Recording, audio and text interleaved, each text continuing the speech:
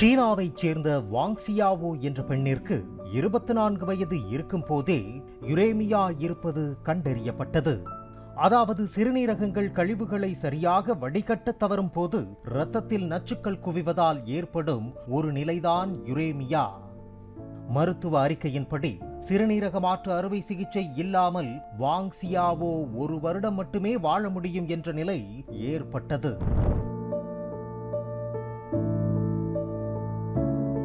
அவரது உறவினர்களிடையே பொருத்தமான சிறுநீரக கொடையாளர் இல்லாததால் அப்பெண் ஒரு வித்தியாசமான முடிவை எடுத்தார்.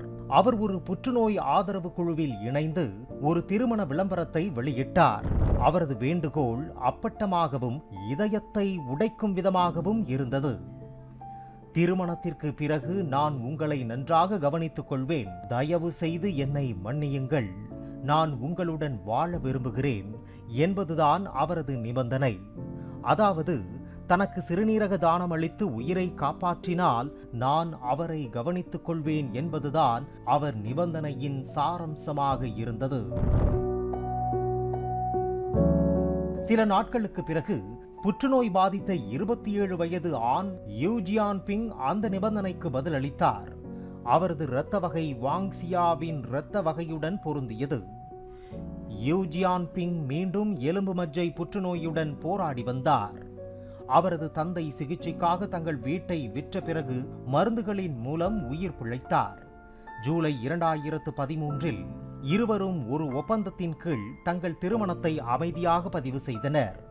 ஆனால் அவர்கள் சிகிச்சை நாட்களையும் அமைதியான உரையாடல்களையும் பகிர்ந்து கொண்டதால் நகைச்சுவையும் நம்பிக்கையும் அவர்களின் விரக்தியை மாற்றியது. எல்லா முரண்பாடுகளையும் மீறி இருவரும் மீண்டும் உடல்நலம் பெற்றனர். பிப்ரவரி 2015இல் அவர்கள் ஒரு சாதாரண திருமண விருந்துடன் தங்கள் வாழ்க்கையை கொண்டாடினர்.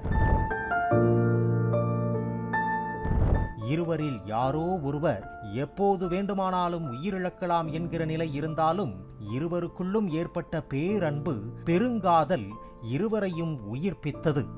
இவர்களின் கதையை மையப்படுத்திதான் 2024ஆம் ஆண்டு திரையிடப்பட்டு 276 மில்லியன் யுவான்களை, அதாவது 38 மில்லியன் அமெரிக்க டாலர்களை வசூலித்த வெற்றி படமான விவா லா விடா உத்வேகம் அளித்த படமாக வெற்றி பெற்றது.